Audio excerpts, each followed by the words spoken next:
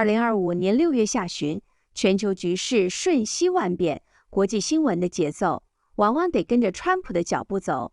就在以色列与伊朗冲突暂时降温之际，川普迅速将焦点重新导向中国。6月26日，根据多家媒体报道，美中双方在数日闭门磋商后，达成一项未具名的技术性协议。核心内容包括中方承诺将扩大稀土与部分关键矿物的出口配额，美方则将逐步取消部分反制措施。A trade deal between the U.S. and China was signed 2 days ago. That's according to Commerce Secretary Howard Lutnick. In an interview with us, he said the deal codifies the terms laid out in earlier talks, including China's commitment to deliver rare earth minerals. We also heard from China this morning, which also confirmed the framework. We just signed with China yesterday, right? Just signed with China. U.S. President Donald Trump yesterday saying a deal has been signed without giving any details. That's now been confirmed by Commerce Secretary Howard Lutnick, who told Bloomberg the U.S. and China have finalized the trade framework they announced last month. So the China deal, we inked the deal. You remember we had a trip to Geneva, and then that was being slow played. We got back together in London, and that deal was signed and sealed 2 days ago. President just said it just the other, I don't know, 15 minutes ago. And then he also suggested that we are, of course, at the very close finish line with India. Of course, the way these deals happen is their prime minister and their parliament have to approve it, and the president likes to close these deals himself. The Chinese Commerce Ministry signaling a review and approval of export applications, with the U.S. acting to lift trade measures. But there was no mention of critical minerals, even after Washington said it had reached a deal with Beijing to speed up exports of rare earth. U.S. Commerce Secretary Howard Lutnick told Bloomberg China is going to deliver rare earths to the United States, while President Donald Trump said the U.S. had signed a deal with China and possibly India. But analysts warn of a lack of clarity on the finer details. CNA's Deborah Wong with more on Beijing's latest statement.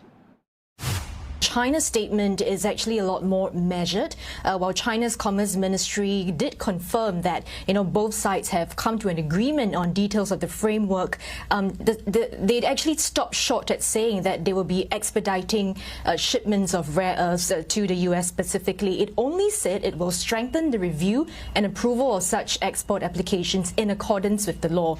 Now, for some context on the controls, these were introduced in April. It does not ban exports. What it does is it requires government approval for each application, for each shipment as well. So it does take some time to be confirmed. Now, analysts are saying that it's quite unlikely that these export controls will be lifted anytime soon, since China is the world's largest provider of rare earths, and it also can be used. It also can use this as leverage in any trade talks, not just with the U.S. And it does also ensure that China can retain some sufficient supply for its own domestic priorities. So, these controls are not going to be lifted anytime soon. 这场看似平静的技术协商，其实是一次极为精算的外交交手，而且双方目标明确，焦点都放在稀土。中国国务院总理李强在6月25日天津论坛强调，中方将强化出口审查制度，并稳定稀土供应。这意味着中国所谓的放宽，是在可控范围内进行结构性调整，绝对不是对美放松稀土出口。为了应对依赖风险，美国财长贝森特也表态，计划于9月前与印度等10多国达成新稀土协议，以强化供应链多元化管道。双方背后的盘算是什么？对北京来说，稀土是交换策略，不是交易终点。中国意识到，未来全球科技与经济走向都离不开中国的原料与市场影响力。适度释放稀土，就是让美方暂缓制裁，以换取中国在 AI 半导体上的技术发展空间。对美国而言，暂缓制裁不代表放弃，而是回应产业界压力。根据美国商务部数据，2025年第一季，美国 AI 与先进制造领域出口明显下滑。许多科技大佬与企业高层多次向白宫表达对供应链中断的忧虑，所以这份协议某种程度上是一剂战略喘息的安排。双方都明白，真正的关键点是在7月9日，美国对中国输美产品的新增关税豁免到期日。Regarding that July 9th deadline, Wei Su, the White House did say that that wasn't a critical deadline, that it could be extended. You know, Donald Trump uses tariffs like a weapon, like a negotiating weapon. And so, you know, he imposes these tariffs, then he says, I'll give you a 90-day pause until July 9th. And then you hear the White House saying, but that could be extended too. So this is really a strategy. Donald Trump is a real fan of using tariffs as a negotiating tool. So we know that U.S. is still trying to come up with trade deals with all the rest of the world, with the deadline coming up on July 9th, less than 2 weeks from now.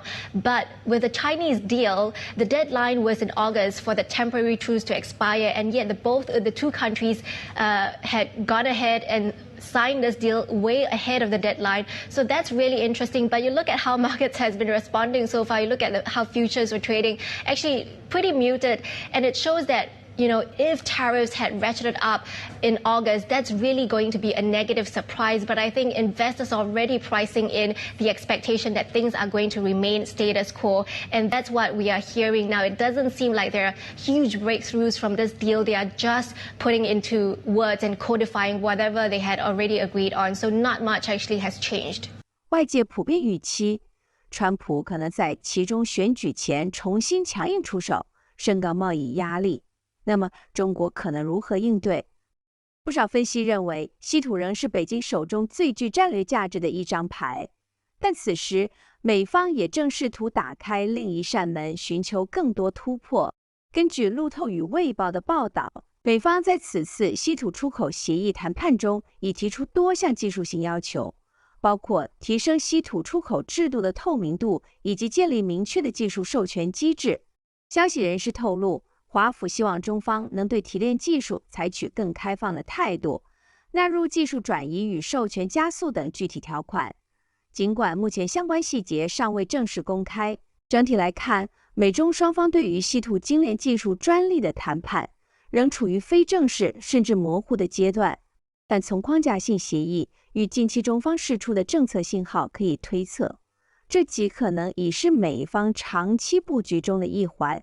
如果未来美方选择在半导体或 AI 产业进一步加压，不排除会将技术互换、专利授权作为条件，推动建立一套常态化的出口许可制度。而中方是否会以部分技术授权作为交换筹码？是否会出现中美稀土精炼专利合作备忘录，甚至美企获得在中国落地提炼的授权案例，都是值得密切关注的观察点。Now, it has become quite clear that the sense that China does not have many cards to play, that China might have to give in to U.S. demands because of its domestic economic weakness, that has certainly shifted in the last few weeks. China certainly is able to very effectively use some of the choke points it has on the U.S. economy, and it has shown a clear willingness to use them. And Trump seems to realize that you cannot use tariffs to get all of what he wants. Now, the big question is what a deal might look like, because ultimately the crucial issue is that Trump needs to be able to declare victory.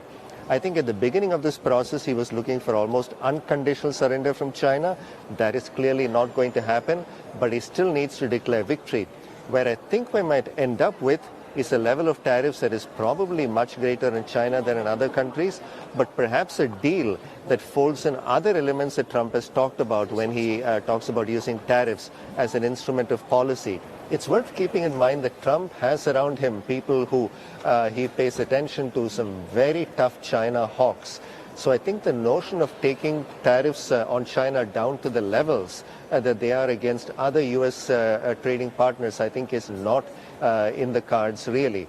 But certainly the sense that the U.S. economy might end up getting hurt if China keeps some of these measures like rare earth mineral export restrictions and so on in place. I think that is beginning to have an effect on Trump's thinking about this, but where it'll end up is very hard to predict. But certainly there are positive signs. There are discussions between the two sides at a technical level, at a senior policy level, and of course at the level of the two leaders. And so long as they're talking, I think there is hope.